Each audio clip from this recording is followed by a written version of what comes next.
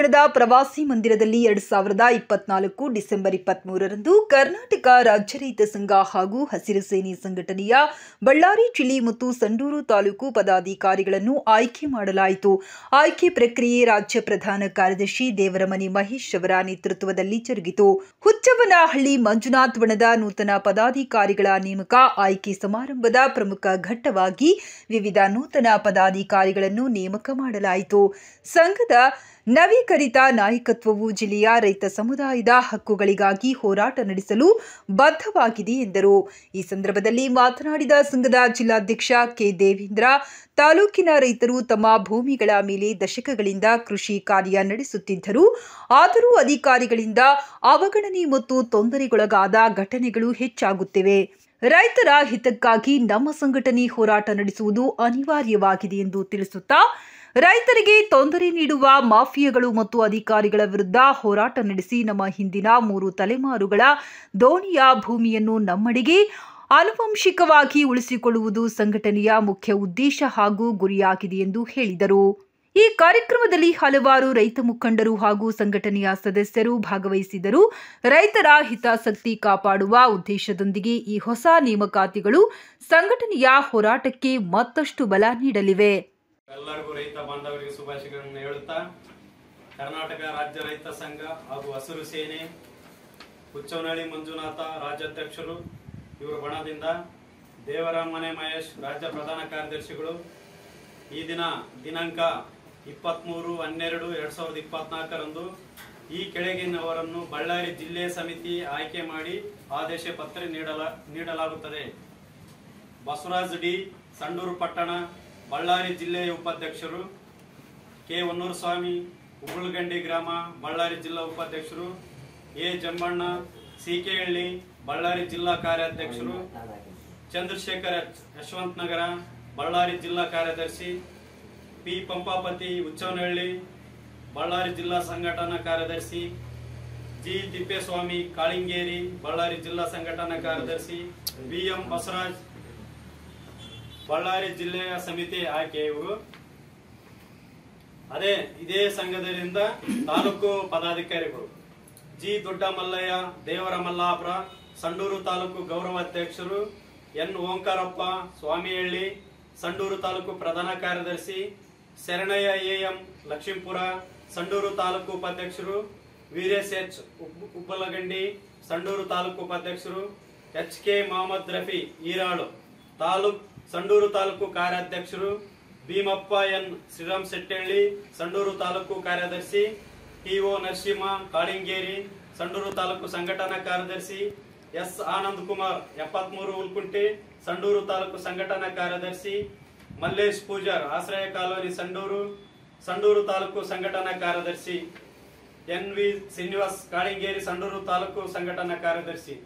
ಇವರನ್ನು ನಮ್ಮ ರಾಜ್ಯಾಧ್ಯಕ್ಷರ ಮಂಜುನಾಥ್ ಸರ್ ಅವರ ಆದೇಶದ ಮೇರೆಗೆ ನಮ್ಮ ರಾಜ್ಯ ಪ್ರಧಾನ ಕಾರ್ಯದರ್ಶಿಗಳಾದ ದೇವರಮನೆ ಮಹೇಶ್ ಅಣ್ಣನವರು ಹಾಗೂ ನೇತೃತ್ವದಲ್ಲಿ ಹಾಗೂ ಬಳ್ಳಾರಿ ಜಿಲ್ಲೆಯ ಕೆ ದೇವೇಂದ್ರ ಆದ ನಾನು ಹಾಗೂ ಸಂಡೂರು ತಾಲೂಕು ಅಧ್ಯಕ್ಷರಾದ ಕೆ ಶಾಂತಕುಮಾರ ಇವರೆಲ್ಲರ ನೇತೃತ್ವದಲ್ಲಿ ನಮ್ಮ ಸಂಡೂರು ತಾಲೂಕಿನ ಗ್ರಾಮ ಘಟಕಗಳು ಹಾಗೂ ಎಲ್ಲ ನಮ್ಮ ರೈತ ಬಾಂಧವರು ಕೂಡಿ ಈ ಚರ್ಚೆ ಮಾಡಿ ಈ ಸಂದರ್ಭದಲ್ಲಿ ಇವ್ರನ್ನೆಲ್ಲರನ್ನು ಆಯ್ಕೆ ಮಾಡಿರ್ತಾರೆ ಅಂತ ತಮ್ಮಲ್ಲಿ ಆದೇಶ ಪತ್ರಗಳನ್ನು ನೀಡಿರುತ್ತೇವೆ. ಈ ರೈತ ದಿನಾಚರಣೆಯ ಶುಭಾಶಯಗಳು. ನಾನು ಒಂದು ವಿಚಾರ ಹೇಳ್ತೀನಿ.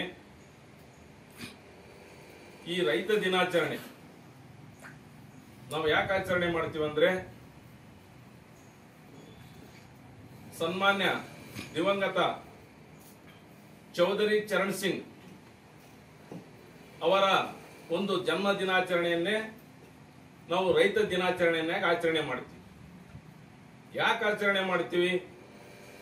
ಇದು ದೇಶಾದ್ಯಂತ ಉತ್ತರ ಪ್ರದೇಶ, ಮಧ್ಯಪ್ರದೇಶ ಆ ಭಾಗದಲ್ಲಿ ಅಭೂತಪೂರ್ವವಾಗಿ ಇದು ಆಚರಣೆ ಮಾಡ್ತಾರೆ. ಆದರೆ ನಮಗೆ ಚೌಧರಿ ಚರಣ್ ಸಿಂಗ್ ಅವರು ಕೆಲವೇ ದಿನಗಳಲ್ಲಿ ಒಂದು ಅಧಿಕಾರ ಅವಧಿಯಲ್ಲಿ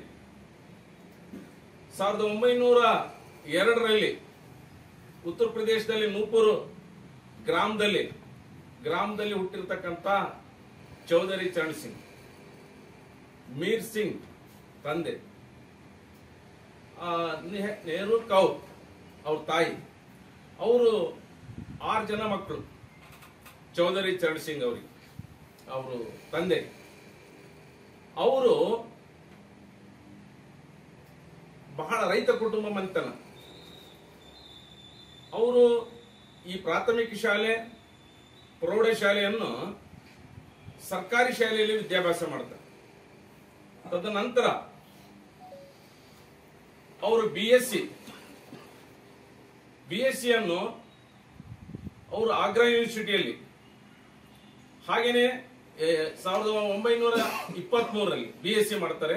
1925ರಲ್ಲಿ ಅವರು MA ಹಿಸ್ಟ್ರಿ ಸಬ್ಜೆಕ್ಟ್ ತಗೊಂಡು ಅದರಲ್ಲಿ ಪಾಸ್ ಆಗ್ತಾರೆ. ತದನಂತರ 1927ರಲ್ಲಿ ಲಾ ಮಾಡ್ತಾರೆ ಆಗ್ರಾ ಯೂನಿವರ್ಸಿಟಿಯಲ್ಲಿ ಚೌಧರಿ ಚರಣ್ ಸಿಂಗ್ ಅವರು. ನಂತರ ಅವರು ಯಾವ್ದಾದ್ರೂ ಒಂದು ಹುದ್ದೆಗೆ ಹೋಗಬಹುದಿತ್ತು. ನೋಡಿ, ಅವತ್ತಿನ ದಿನ ಒಂದು ಯಾವ ರೀತಿ ಇತ್ತು ದೇಶಾಭಿಮಾನ ಅನ್ನೋದಕ್ಕೆ. ಅವರು ಏನು ಎಜುಕೇಶನ್ ಮುಗಿಸ್ಕೊಂಡು ಬರ್ತಾರೆ, ಅವತ್ತಿನ ದಿನ ಭಾರತದಲ್ಲಿ ಬ್ರಿಟಿಷರ ವಿರುದ್ಧ ಸ್ವತಂತ್ರಕ್ಕಾಗಿ ಮುಂಚೂಣಿ ನಾಯಕರು ಮಹಾತ್ಮ ಗಾಂಧಿ, ಭಾರತೀಯ ರಾಷ್ಟ್ರೀಯ ಕಾಂಗ್ರೆಸ್ ಇದಕ್ಕೆ ಅಧ್ಯಕ್ಷರಾಗಿರ್ತಾರೆ ಮಹಾತ್ಮ ಗಾಂಧೀಜಿಯವರು. ಅವರ ಒಂದು ಭಾಷಣ, ಅವರ ಒಂದು ಪ್ರಭಾವಕ್ಕೊಳಗಾಗಿ ಅವರು ಚಳವಳಿಯಲ್ಲಿ ಧುಮುಕ್ತಾರೆ. ಚಳವಳಿಯಲ್ಲಿ ಧುಮುಕಿ 1930ರಲ್ಲಿ ಅವರಿಗೆ ಅರೆಸ್ಟ್ ಮಾಡಿ 12 ವರ್ಷ ಅವರಿಗೆ ಶಿಕ್ಷೆ ಹಾಕರ್, ಜೈಲ್ ಶಿಕ್ಷೆ. 12 ವರ್ಷ ಸೆರೆಮನೆ ವಾಸ ಮಾಡಿ ಬಂದ ನಂತರ ಮತ್ತೆ ಉಪ್ಪಿನ ಸತ್ಯಾಗ್ರಹ ಅಂತ 1942ರಲ್ಲಿ ಮತ್ತೆ ಅರೆಸ್ಟ್ ಮಾಡ್ತಾರೆ. ಅವರು ಮತ್ತೊಂದು ವರ್ಷ ಜೈಲಿನಲ್ಲಿ ಇರಿಸ್ತಾರೆ. 1943ರಲ್ಲಿ ಮತ್ತೆ ಬಿಡುಗಡೆ ಆಗ್ತಾರೆ. ಅಂತ ಒಂದು ವ್ಯಕ್ತಿತ್ವ ಇರ್ತಕ್ಕಂಥ ಒಬ್ಬ ಚೌಧರಿ ಚರಣ್ ಸಿಂಗ್ ಅವರು ಸ್ವತಂತ್ರ ನಂತರ ಸ್ವಲ್ಪ ದಿನದಲ್ಲೇ ಅವರು ರಾಷ್ಟ್ರೀಯ ಪಕ್ಷದಲ್ಲಿ ಇರ್ತಾರೆ. ರಾಷ್ಟ್ರೀಯ ಪಕ್ಷ ಬಿಟ್ಟು ಬಂದು ಅವರಿಗೆ ಭಾರತೀಯ ಲೋಕದಳ ಅಂತಂದು ಒಂದು ಪಕ್ಷ, ತಾವೇ ಕಟ್ಟಿದಂತ ಪಕ್ಷ ಅಧಿಕಾರಕ್ಕೆ ತರ್ತಾರೆ ಉತ್ತರ ಪ್ರದೇಶದಲ್ಲಿ. 1970ರಲ್ಲಿ ಉತ್ತರ ಪ್ರದೇಶದ ಮುಖ್ಯಮಂತ್ರಿ ಆಗ್ತಾರೆ ಅವರು. ಆವಾಗ ಏನು ಅಧಿಕಾರ ಸಿಕ್ತು ಅಂದ್ರೆ ನೋಡ್ರಿ, ಒಬ್ಬ ರೈತನ ಮಗ ಒಬ್ಬ ದೇಶದ ಪ್ರಧಾನಿ ಆಗ್ಬಹುದು ಅನ್ನೋದಕ್ಕ ಇದು ನಂತರ ಬರ್ತದೆ.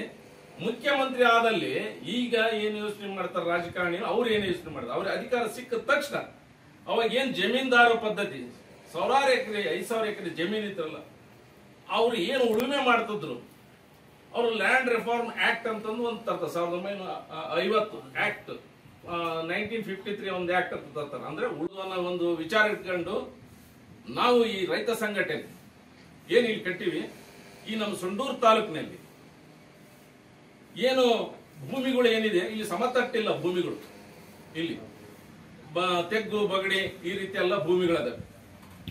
ಆಮೇಲೆ ಬೇರೆ ಕಡೆ ಉತ್ತರ ಕರ್ನಾಟಕ ಭಾಗದಲ್ಲಿ ಒಬ್ಬೊಬ್ಬರಿಗೆ 50 ಎಕರೆ 100 ಎಕರೆ ಇದೆ. ಆದ್ರೆ ನಮ್ಮ ಭಾಗದಲ್ಲಿ ಏನು ಉಳುಮೆ ಮಾಡಿರ್ತಕ್ಕಂಥ ಏನ್ ಜಮೀನ್ ಇದೆ ಅಲ್ಲ, 2 ಎಕರೆ 1 ಎಕರೆ 1.5 ಎಕರೆ ಉಳುಮೆ ಮಾಡ್ಯಾರ. ಆದ್ರೆ ಏನು ಇವರು ಕಂದಾಯ ಸಚಿವರು ಏನದಾರಲ್ಲ, ಯಾಕಂದ್ರೆ ಕಾಗೋಡು ತಿಮ್ಮಪ್ಪರಿಗೆ ರೈತ ಚಳವಳಿಯಲ್ಲಿ ಹೋರಾಟ ಮಾಡಿ ಅನುಭವ ಇತ್ತು. ಅವರು ರೈತ ಚಳವಳಿಯಲ್ಲಿ ಭಾಗವಹಿಸಿದ್ರು ದುರ್ಗದಲ್ಲಿ. ಆದ್ರೆ ಈ ಕಂದಾಯ ಸಚಿವರು ಏನ್ ಮಾಡಿದ್ರು, ಮೊನ್ನೆ 2,34,000 ಏನು ಫಾರಂ 50, 53, 57 ರಿಜೆಕ್ಟ್ ಮಾಡಿಬಿಟ್ರು. ಯಾಕ ಅದನ್ನ ಯೋಚನೆ ಮಾಡಬೇಕು. ಯಾಕಂದ್ರೆ ನಮ್ಮ ಬಳ್ಳಾರಿ ಜಿಲ್ಲೆ ಏನಿದೆಯಲ್ಲ, ಈ ಬಳ್ಳಾರಿ ಜಿಲ್ಲೆಯಲ್ಲಿ ಸಾಕಷ್ಟು SC ST ಬ್ಯಾಕ್ವರ್ಡ್ ಗೊಲ್ಲ ಜನಾಂಗದವರೇ ಸಾಕಷ್ಟು ಉಳುಮೆ ಮಾಡಿರ್ತಕ್ಕಂಥದ್ದು. ಅದು ಕೇವಲ 2 ಎಕರೆ. ಅವರಿಗೆ ಅದನ್ನ 2 ಎಕರೆ ಕಟ್ಕೊಂಡು ಬದುಕು ಕಟ್ಕೊಂಡಾರ. ಅಲ್ಲಿ ಹೊಲದಲ್ಲಿ ದನ ಕರ ಕಟ್ಕೊಂಡಾರ, ಕುರಿ ಕಟ್ಕೊಂಡಾರ, ಮೇಕೆ ಕಟ್ಕೊಂಡಾರ. ಈಗ ಇವ್ರೇನು ರಿಜೆಕ್ಟ್ ಮಾಡಿದ್ರೆ ಅವ್ರಲಿಂದ ಅಲ್ಲಿ ಒಕ್ಕಲೆಬ್ಬಿಸ್ದಂಗಾಕತ್ತೆ.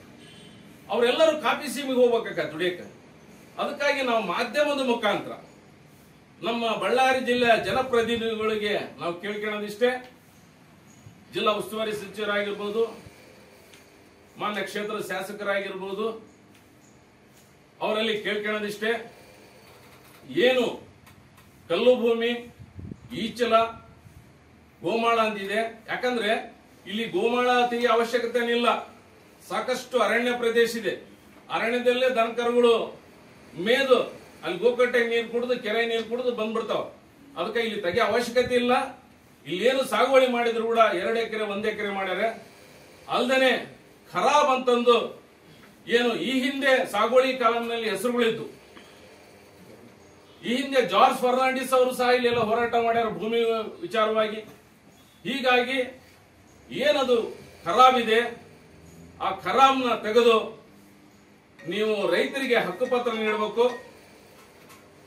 ಹಾಗೇನೆ ಅವ್ರನ್ನ ಒಕ್ಕಲೆಬ್ಸಿದ್ದೇ ಆದ್ರೆ ನಾವು ಇಡೀ ಕ್ಷೇತ್ರಾದ್ಯಂತ ಕೂಡ್ಲಿಗೆ ಆಗಿರ್ಬೋದು, ಸೊಂಡೂರ ಆಗಿರ್ಬೋದು, ಎಲ್ಲೆಲ್ಲಿ ಸಾಗುವಳಿ ರೈತರಿದ್ದಾರೆ ಅವ್ರಿಗೆಲ್ಲ ಪಹಣಿಯಲ್ಲಿ ಏನು ಕಲ್ಲು ಭೂಮಿ ಇದೆ ಅದನ್ನ ಮಾನ್ಯ ಶಾಸಕರು, ನಾನು ಮಾಧ್ಯಮ ಮುಖಾಂತರ ಕೇಳೋದಷ್ಟೇ, ಕಂದಾಯ ಸಚಿವರಲ್ಲಿ ಅವರು ಒಂದು ಮನವಿ ಮಾಡಿಕೊಂಡು ಇಲ್ಲ ಅದನ್ನ ಸದನದಲ್ಲಿ ಚರ್ಚೆ ಮಾಡಿ, ಇಲ್ಲಿ ಯಾವುದೇ ಕಲ್ಲು ಪ್ರದೇಶ ಇಲ್ಲ, ಯಾಕಂದ್ರೆ ಅಲ್ಲಿ ಕೃಷಿ ಯೋಗ್ಯ ಭೂಮಿ ಇದೆ.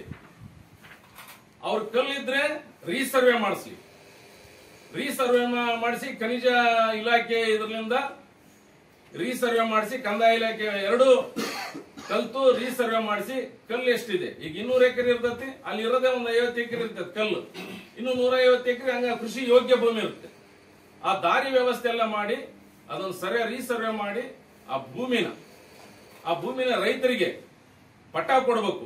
ಅದನ್ನ ಪಾಣಿಯಲ್ಲಿ ಅನಾಧೀನ ಸರ್ಕಾರ ಅಂತ ಪಡೆದು ರೈತರಿಗೆ ಬಗರ್ ಹುಕುಂ ಕಮಿಟಿ ಕರೆದು ಆದಷ್ಟು ಬೇಗ, ಅದು ಬಗರ್ ಹುಕುಂ ಕಮಿಟಿ ಏನಾಗ್ಬಿಡುತ್ತಂದ್ರೆ ಸುಮ್ಮನೆ ಕಮಿಟಿ ರಚನೆ ಮಾಡ್ತಾರೆ, ಅದನ್ನ ಹಂಗೆ ಸುಮ್ಮನೆ ನಿರ್ಲಕ್ಷ್ಯ ಮಾಡಿ ಒಂದು ರೈತರಿಗೆ ದಾರಿ ತಪ್ಪಿಸ್ತಕ್ಕಂತ ಒಂದು ಕಮಿಟಿ ಆಗಿದೆ. ದಯವಿಟ್ಟು ಆಗಬಾರ್ದು.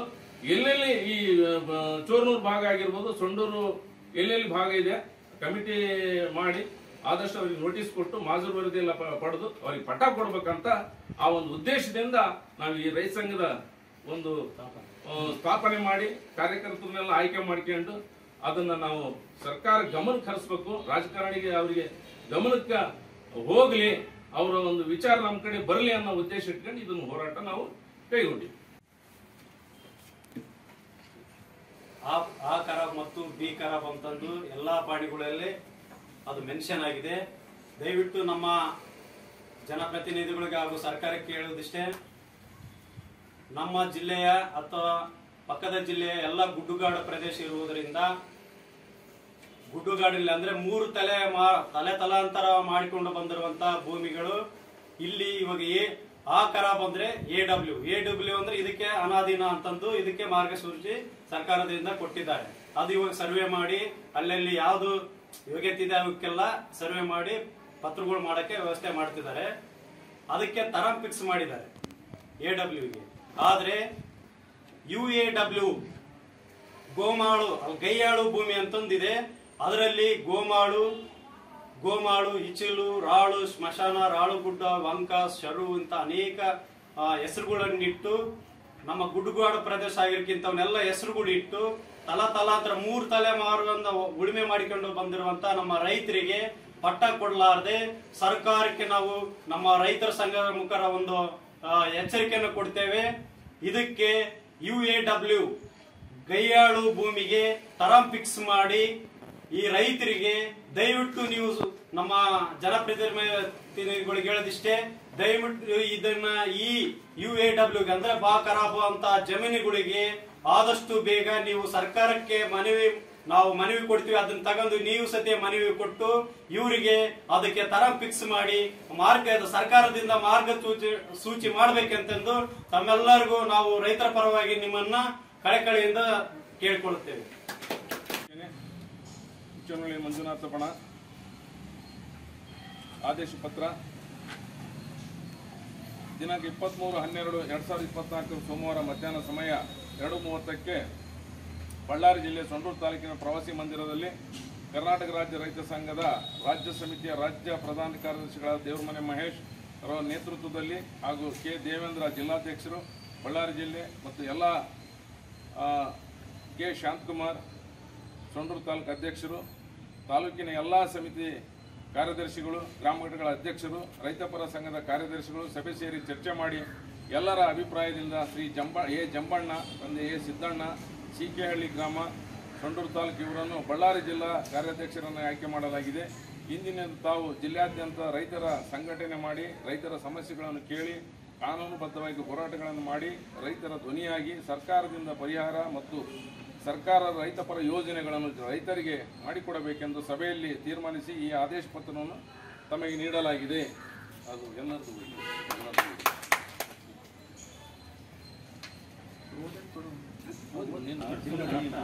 ಕರ್ನಾಟಕ ರಾಜ್ಯ ರೈತ ಸಂಘಕ್ಕೆ, ರೈತರ ಹೋರಾಟಕ್ಕೆ, ಈ ರೈತರ ಸಂಘಕ್ಕೆ, ಸಂಡೂರು ತಾಲೂಕಿನ ರೈತರ ಹೋರಾಟಕ್ಕೆ,